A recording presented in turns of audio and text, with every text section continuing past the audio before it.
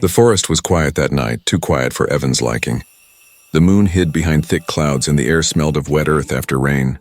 He walked carefully, his flashlight cutting through the mist as he followed the faint sound of something. No, someone, crying. It was soft, trembling, and full of pain. He stopped listening again. The sound came from deeper in the woods near the old stream where no one ever went. Evan had been exploring this forest for years. He worked as a field researcher, studying plants and mapping old paths for the nearby settlement. But tonight it wasn't work that brought him here. He had seen strange lights in the sky earlier, bright flashes that vanished too fast to be lightning. His curiosity had pulled him out of bed, and now that same curiosity was making his heart pound faster. The crying grew louder. He moved closer, brushing past ferns until he saw something glowing faintly ahead. His breath caught in his throat. A small figure sat on the ground, half hidden under a fallen tree branch. She had long silver hair that shimmered even in the darkness, and wings, delicate folded wings that glowed faintly blue. For a moment, Evan thought he was dreaming. No human could have wings. He blinked, rubbed his eyes, but she was still there, trembling, her soft sobs echoing through the trees. He took a cautious step forward. "Hey, are you okay?" he asked quietly. The girl flinched, her wings twitching in fear. Her eyes shot up, large and bright like liquid silver. She looked terrified, her lips moving but no sound coming out. When she tried to stand, one of her wings dragged limply behind her. Evan noticed dried blood near the base of the feathers. "Don't be afraid," he said softly, raising his hands. "I won't hurt you." She shook her head, whispering something he couldn't understand. Her voice sounded like music, but the words were strange. Alien. Evan crouched slowly, keeping his flashlight low so it wouldn't blind her. Up close, she looked young, maybe 15 or 16, with soft, delicate features. The fabric of her clothes was torn, and strange glowing marks ran along her arms, pulsing weakly. "Are you hurt?" he asked. She winced and pointed to her wing. Evan carefully looked at the wound. It wasn't deep, but it seemed infected. Whatever she was, she needed help. He took off his jacket and placed it around her shoulders. She looked at him in surprise, as if no one had ever done that for her before. "What's your name?" he asked.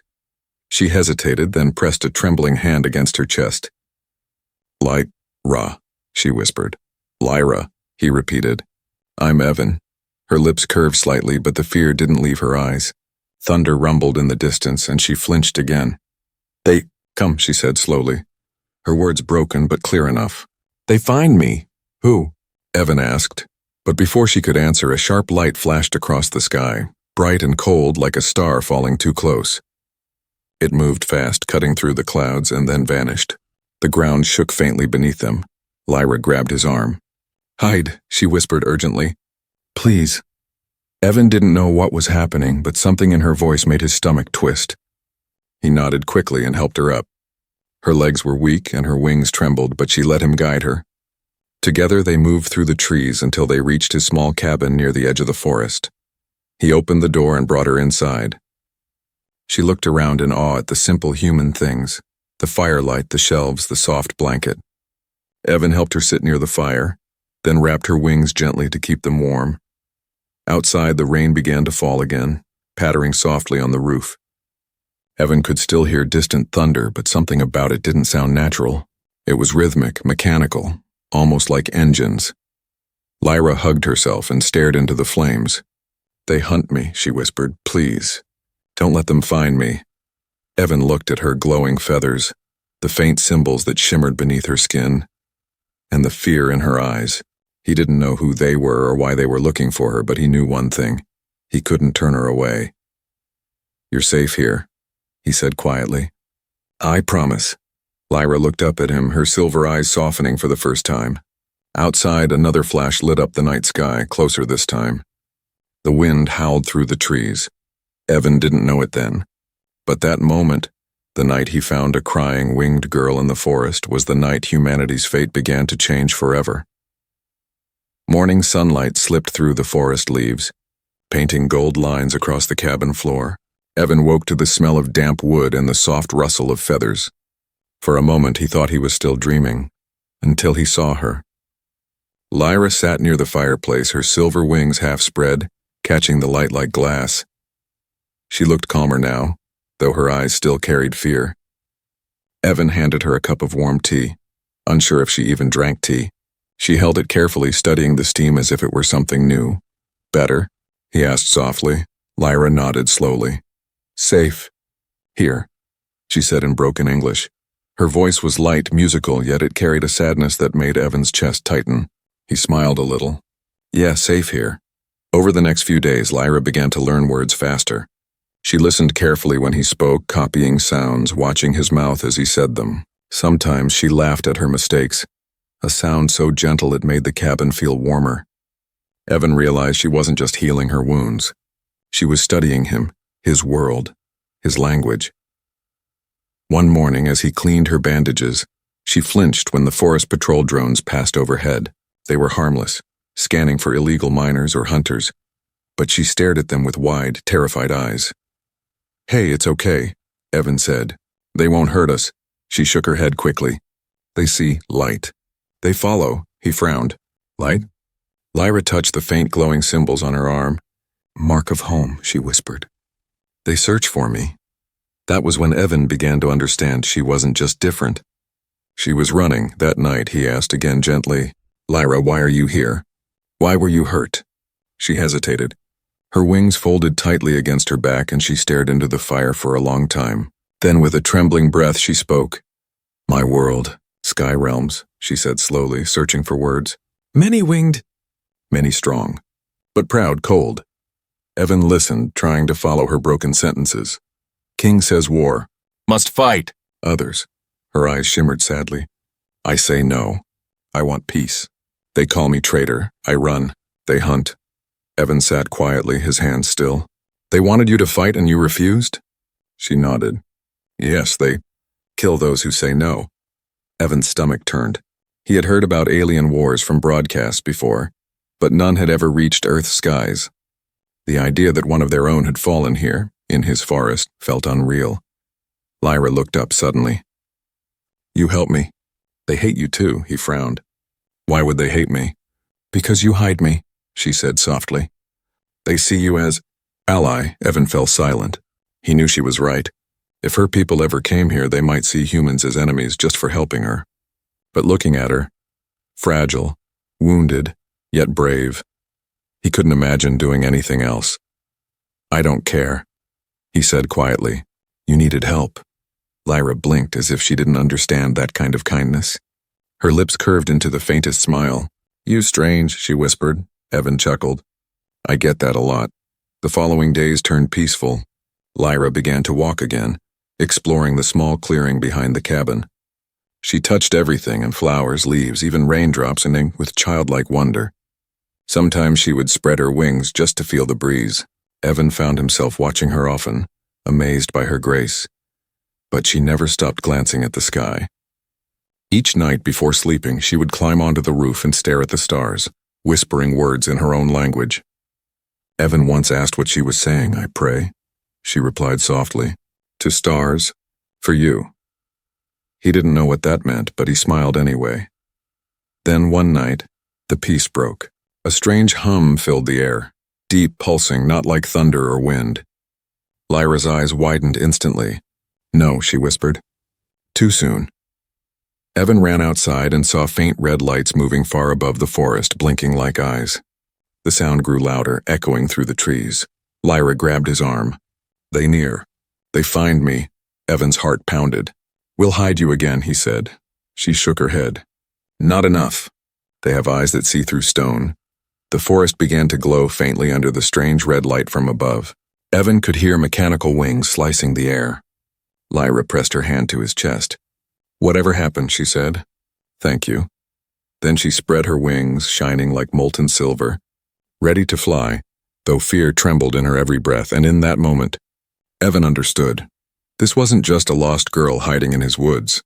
It was the beginning of something far bigger, something that could shake the skies themselves. The night turned red. The sky above the forest shimmered with moving lights, as if stars had come alive and were hunting. Evan stood at the cabin door, his breath fogging in the cold air. The hum grew louder, a deep vibration that shook the ground beneath his feet. It was not thunder. It was not aircraft. It was something far more precise, something searching. Lyra's silver wings trembled as she peered out the window. Her eyes reflected the crimson glow sweeping across the treetops. "They come," she whispered, her voice barely more than air. "They find me soon." Evan swallowed hard. "We'll hide you again, Lyra. The basement." She shook her head quickly. "No, their eyes. See through rock, through ground." Her hands shook as she pressed them to her chest. "They smell energy, my light." The hum turned into a sharp metallic roar. Through the canopy, Evan saw a round ship descend smooth as glass, silent except for that pulsing vibration. It hovered just above the forest floor, bathing everything in cold red light. Branches hissed as they burned under the heat. "Evan," Lyra said, stepping closer, her wings half folded in fear. "You go, they no harm humans. If not, help me." He turned to her, eyes wide. "You think I'm leaving you?" She looked desperate. "If they see you with me, they kill you." He didn't answer. Instead, he reached for his old rifle, useless against ships but something to hold on to, and pulled her gently toward the trap door under the rug. "Then we make them not see you," he said firmly. They climbed down into the small storage space beneath the floor. Evan covered the entrance with crates and blankets, heart pounding as the sound above grew louder. The red light poured through cracks in the cabin walls like liquid fire. Then came the voices, soft, mechanical, almost melodic. They weren't speaking any human language.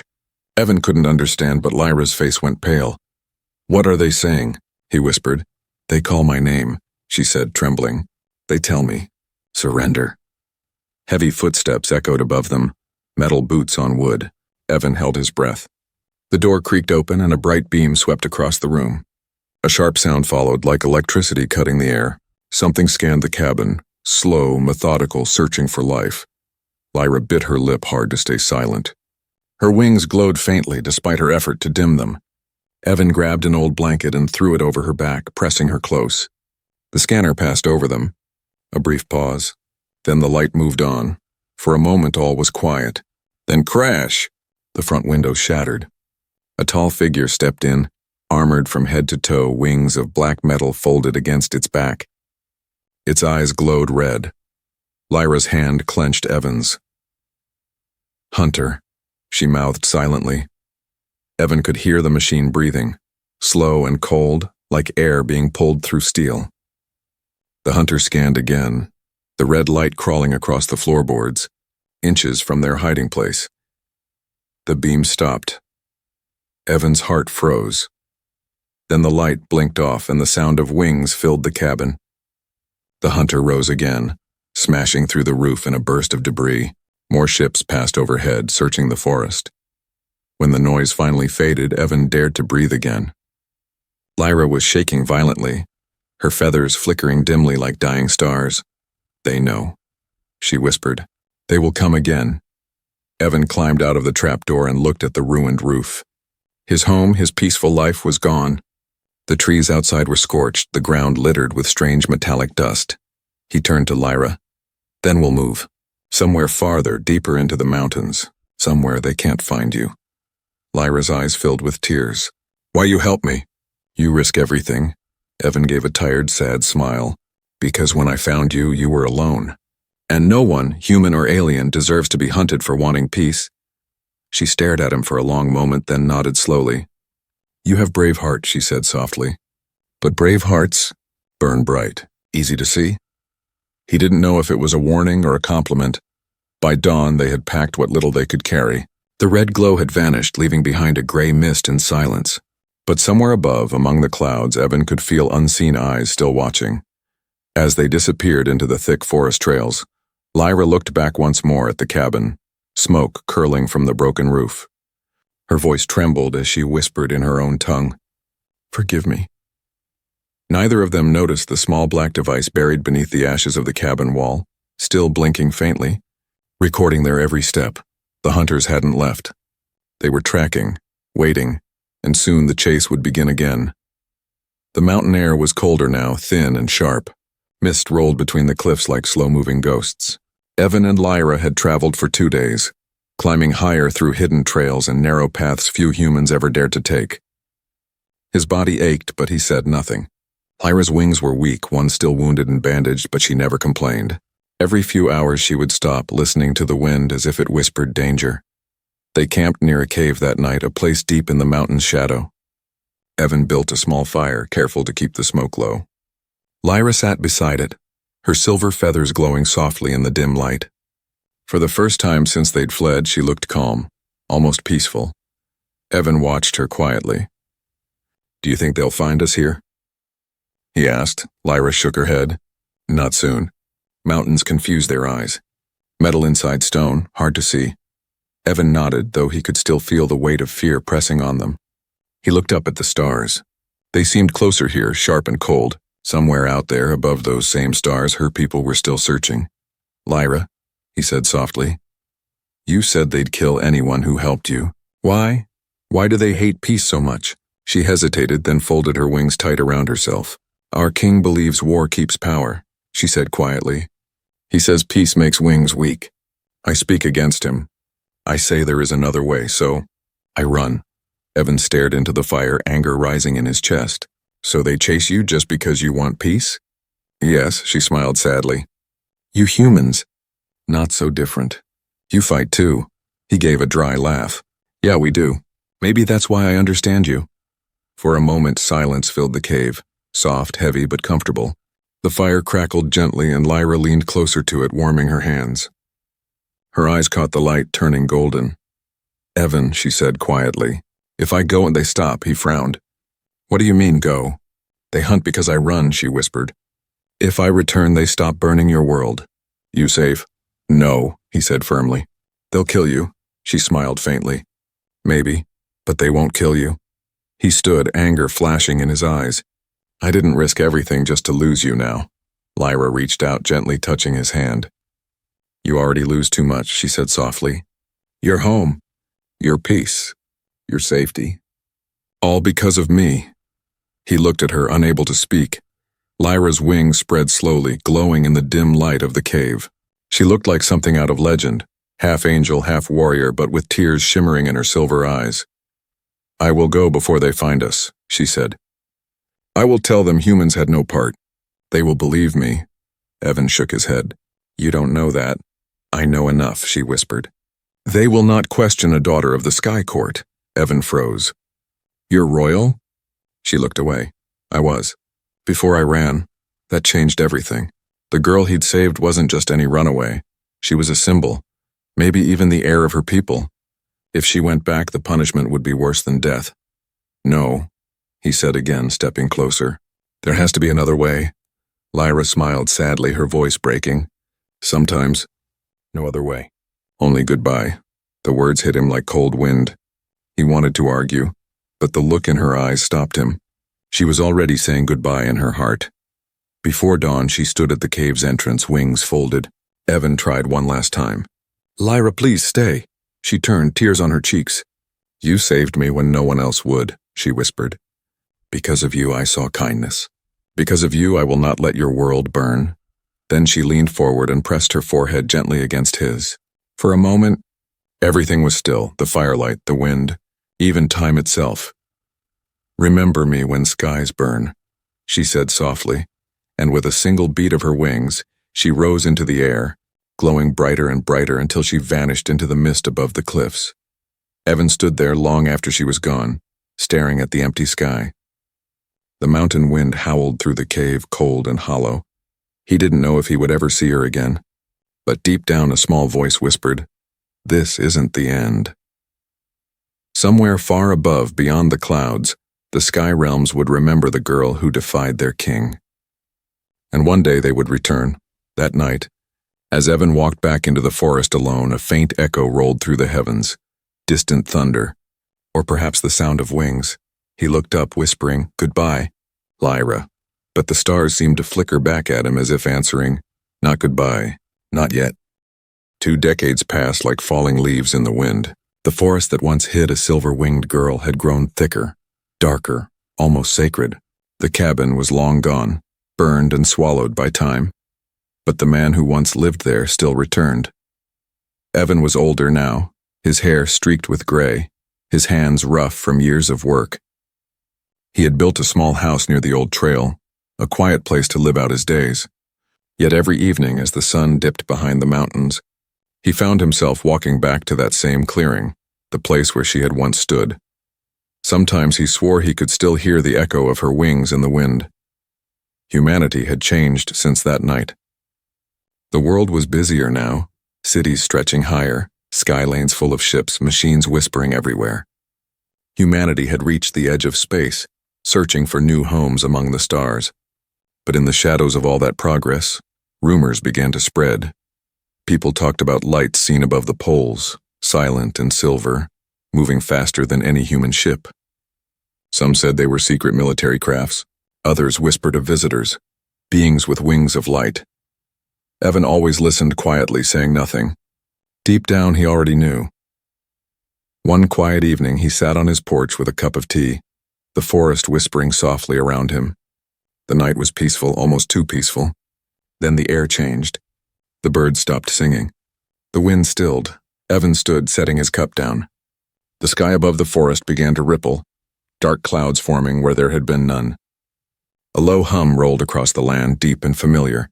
He hadn't heard that sound in 20 years, but his heart remembered. He stepped out onto the path, his breath catching as light split through the clouds. Dozens of silver shapes emerged, massive ships, smooth and glowing, sliding across the heavens without a sound. They weren't like human ships. They moved like living things, graceful and perfect. The entire sky turned silver blue as beams of light spread outward, scanning the world below. People in nearby towns ran into the streets, pointing and shouting. Governments scrambled their air fleets. Defense systems came online, but Evan just stood there, frozen, staring upward as the memory of a silver-haired girl flashed in his mind. A symbol shimmered on one of the lead ships, familiar, ancient, the same glowing mark that once pulsed on Lyra's arm. Evan's knees weakened. No, it can't be. The hum deepened. Across the world, power grids flickered. Every device, every screen, every transmitter turned white. Then a voice spoke. Not through sound, but through light, through thought, through every machine on Earth. It was calm, gentle, powerful. Humans of Earth, it said. We come not to conquer, but to honor. Evan felt his chest tighten. That voice. It was older, stronger, but it was hers. 20 years ago, the voice continued, one of ours fell to your world. You gave her shelter when others would have given her chains. Because of that act, a war was stopped before it began. And because of that act, a friendship now begins.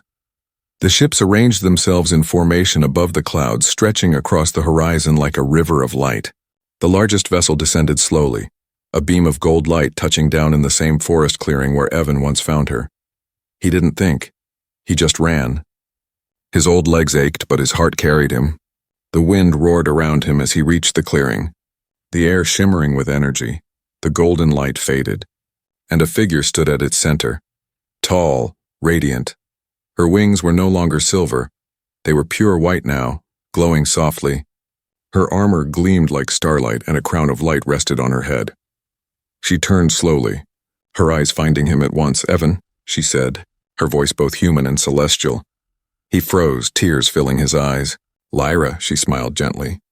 You kept your promise. You remembered. He took a step closer, his voice trembling. You said, I'd see you when the skies burn. She nodded. And I've kept my promise too. Above them, the rest of her fleet hovered silently, waiting. Evan's heart swelled with both joy and fear. Why are you here? He asked softly. Lyra's smile faded. Because something darker than my kind is coming. Something that hunts light itself. Her wings flared, filling the forest with silver fire. The sky realms have come, she said quietly, to stand beside humanity.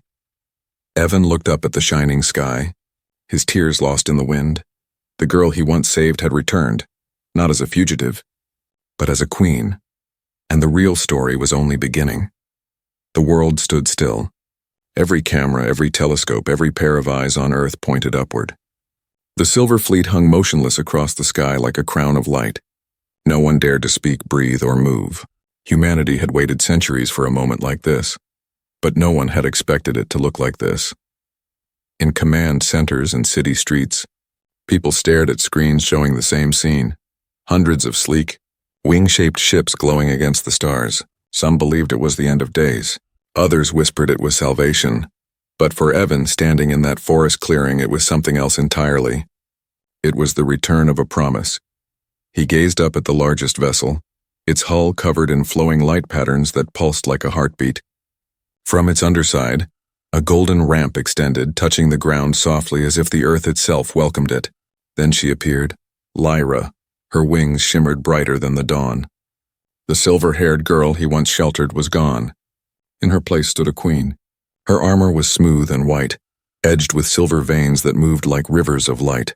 A crown floated above her head, spinning slowly, casting halos across the trees. "Lyra," Evan whispered, his voice breaking. She smiled gently, stepping toward him. "You have aged," she said softly, her voice carrying warmth and sorrow. "But your heart feels the same." "I could say the same about you," Evan said, his throat tight. "Except you turned into an entire legend."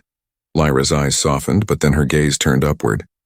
"This fleet, you see, it is not an army of conquest. It is an army of protection." "Protection?" Evan echoed. She nodded. "For years after I returned home, my people prepared for war with the dark realms, beings without form, feeding on energy and light. I tried to stop it, to make peace, but they did not listen. Until I told them about you." "Me?" Evan blinked, confused. "Yes," Lyra said, stepping closer. "I told them of a human who risked his life for a stranger, who offered warmth instead of fear. I told them that your kind was not the enemy we imagined, that there was still light among humans worth protecting." Evan stood speechless, watching her wings stretch gently behind her. "It took 20 years, she continued, but I became the High Wing, the one who speaks for both the Earth and the Sky Realms. When we detected the coming of the Dark Fleet, there was only one place I thought of." She looked at him. "Here, your world." The air trembled. Above them, one of the ships shifted and a deep tone resonated through the air, a communication pulse. A shimmering hologram appeared beside Lyra, showing dark shapes moving through distant space. They were massive, jagged, and alive with red light, nothing like Lyra's graceful vessels. "They consume suns," she said. "They silence worlds. They are drawn to life, to energy, and they have found this system." Evan stared at the monstrous forms. "So you're saying they're coming here?" Lyra nodded. "Yes, in less than a week." He felt his knees weaken. "And humanity?" "We can't fight that. That is why we came," Lyra said. "To stand beside you. To repay a debt." Before he could reply, a soft hum filled the clearing again. Different this time, softer, warmer. Lyra looked up as dozens of her soldiers descended from the ships, their metallic wings folding as they landed. Each bowed deeply before her. One of them stepped forward holding a small sphere of light. "High Wing," the soldier said. "Earth's leaders request audience. They ask if the Sky Realms mean peace." Lyra turned to Evan. "Do your people still fear what they do not understand?" Evan smiled faintly. "Always," she smiled back. "Then we will show them." That evening, every major network broadcast a single message across the planet. Lyra's image appeared, wings outstretched, her presence filling the screens. "I am Lyra of the Sky Realms," she said. "I was once hunted and a human gave me mercy. Now I return not to rule but to protect. The darkness comes and it will not care if you are human or winged, but if we stand together we can survive." Her message reached every home, every heart. Children cried. Soldiers saluted. Some doubted, but most believed. As night fell, the sky above Earth turned alive. Hundreds of Skyrealm ships hovered in formation, their lights weaving protective circles across the stratosphere. It was like watching angels guard the heavens. Evan sat outside his cabin, staring up, his eyes reflecting the glow. For the first time in years, he felt something deep and fierce. Hope. Lyra stood beside him silently, her gaze fixed on the stars. "Tomorrow," she said quietly, "the war begins." Evan nodded slowly. "Then I'll be right here watching the skies burn again." Lyra smiled sadly. "This time, Evan, the fire will be ours." The night wind carried her words into the forest where once a frightened girl had cried. Now her fleet filled the heavens and her promise was about to be tested. The day the sky caught fire, the world finally understood what true silence meant.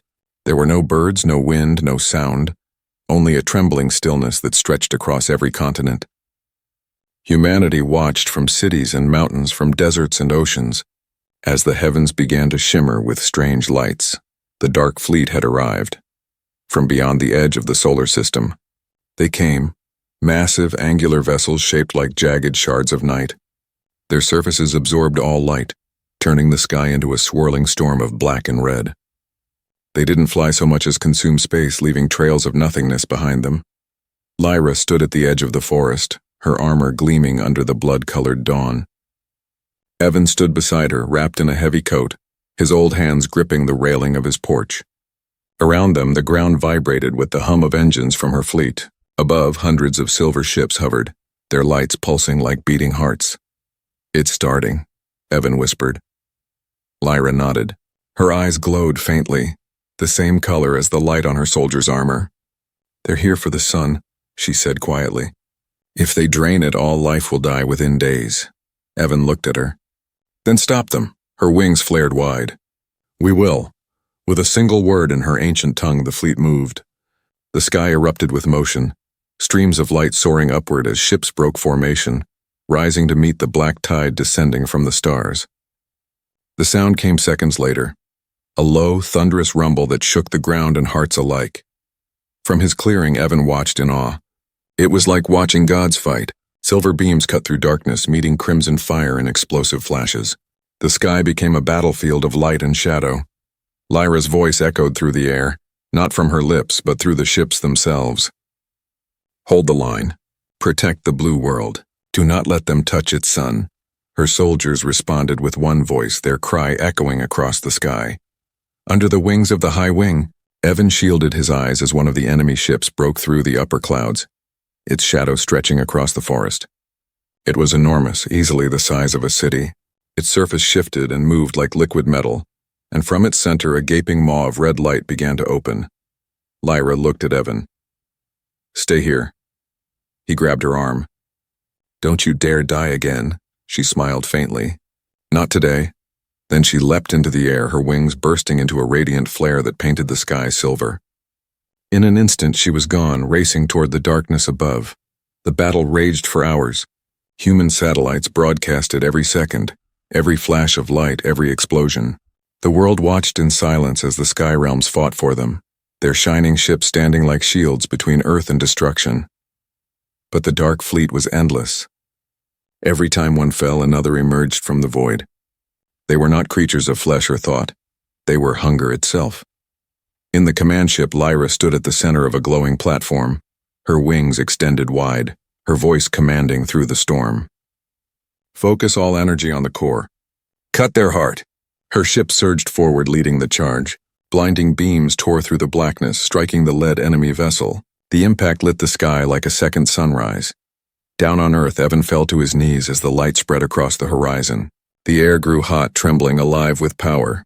He heard her voice again, faint but clear, echoing through every device, every frequency, straight into his heart. "Hold on, Evan. This world is under my wings." Tears blurred his eyes. "Come back," he whispered. The sky exploded, a wave of white light swept across the planet, followed by silence. The dark ships cracked, their cores collapsing into themselves, devoured by their own hunger. One by one they vanished until only silver light remained. Then came the quiet. For hours, no one spoke. The fleet hovered above Earth like silent guardians, their lights dimming slowly. Then a single golden beam descended from the clouds, landing once more in the forest clearing. Evan staggered forward as the light faded, and there she was. Lyra knelt in the center, her wings torn, her armor cracked, her face pale but alive. She looked up at him and smiled weakly. "It's done," she whispered. "The darkness is gone." He helped her stand, his old hands trembling. "You came back, I promised," she said softly. Above them, the remaining ships began to rise, forming a slow spiral into the heavens. "My people will return to the sky realms," she said, "but we will always watch. You are no longer alone in the dark." Evan looked at her with tears in his eyes. "And you?" She smiled through the pain. "I'll stay. A little longer." The sky cleared, revealing the first sunrise after the war. The clouds glowed orange and gold, and for the first time in history, humans looked up and saw two kinds of wings, birds and angels flying together. Evan watched the light touch her feathers, whispering, "The skies never looked this beautiful." Lyra turned to him, her eyes full of quiet joy. "That's because, Evan, now it belongs to both of us." The dawn rose higher, burning away the last shadows of war. And somewhere, in the vast, silent heavens above, the sky realms whispered one name with honor. Human,